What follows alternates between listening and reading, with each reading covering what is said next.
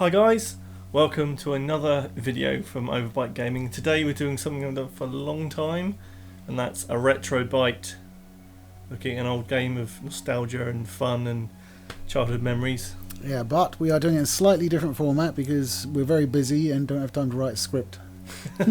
So we've just written one now-ish. It says, hello, And that's as far as we're going to talk about Star Raiders 2. Star Raiders 2. Now it's a game I never played when I was younger, but it's one of Lee's retro nostalgic memories. So Lee, take it away and tell us what it is and why it's great.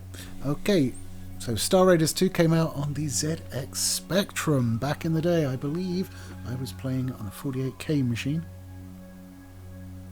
Or was it 48K Plus? It's probably Plus because we're fancy. Yeah, it actually got it free on the on a cover tape. I can't remember which publication that came from. Maybe Sinclair Users, something like that. But yeah, free, and it tells the tale of the Xylon intergalactic war against humanity.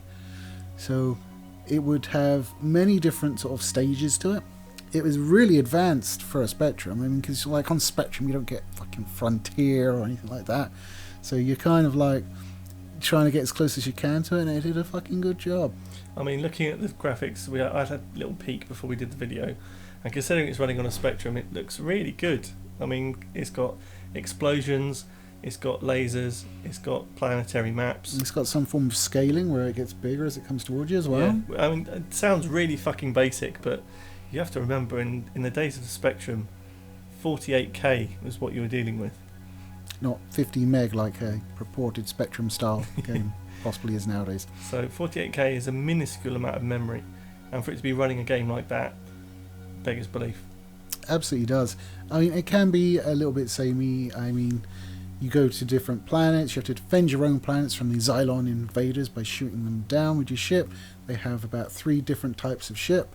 You've got the sort of standard fighters that you just shoot down with lasers. You've got the big saucer jobs that you shoot down with this big cannon thing. And then you've got their flagships, which look like big satellites sort of thing.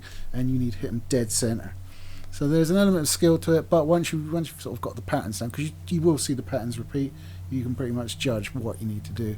And it's in the age of patterns with the way that it looked like they were moving on their own volition, but patterns were a way for the memory to be used in a certain efficient way.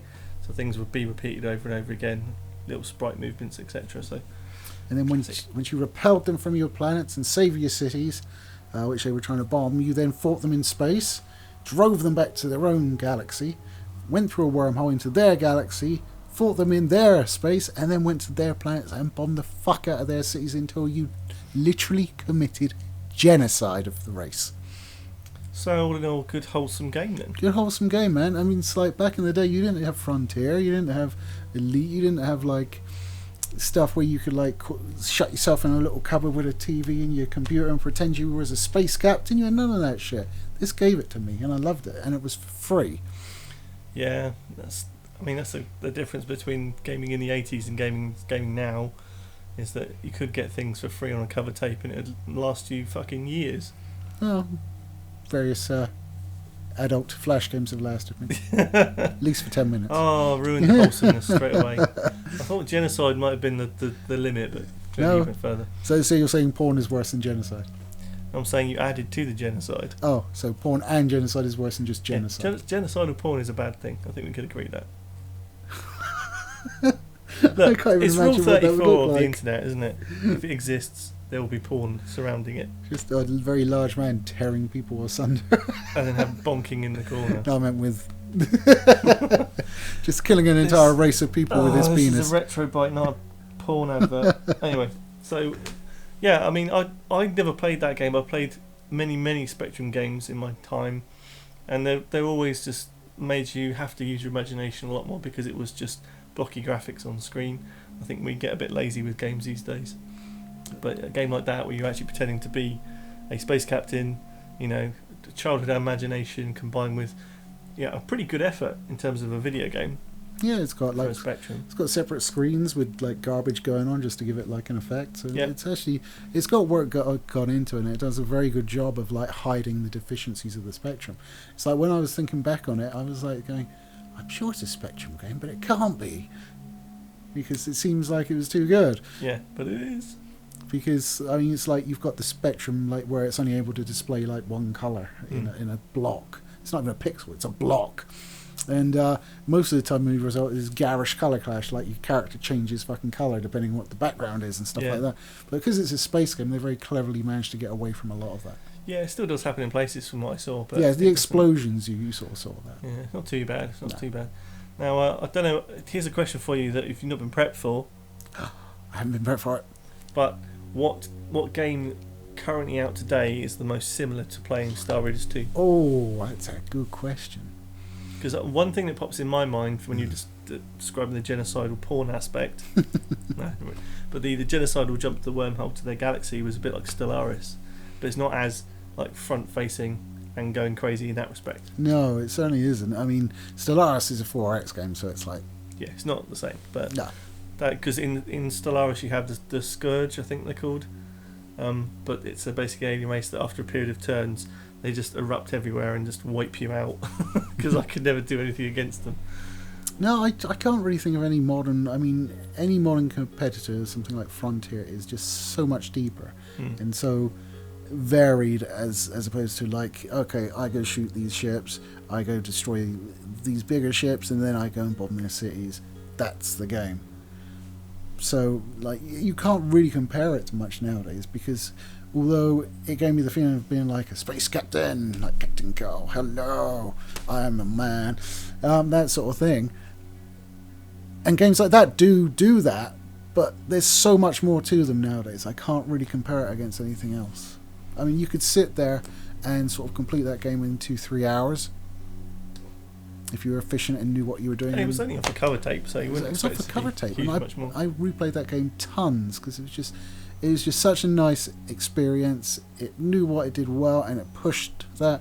It used the spectrum very cleverly, and you know, it was free and it was fantastic. And it was also a sequel, but I never played the first one, which was on the Atari 2600, I believe. Well, let's be honest, that most, at that time anyway, there were quite a few examples where a sequel was better than the original. Yes, like Aliens. Street Fighter 2. Street Fighter 2, yes, that was much better. Street Fighter, I don't think it was actually really the first, because Street Fighter 2 was totally and utterly different. Yeah, wasn't there, there was a Spectrum conversion of the first one, and it was like completely different title.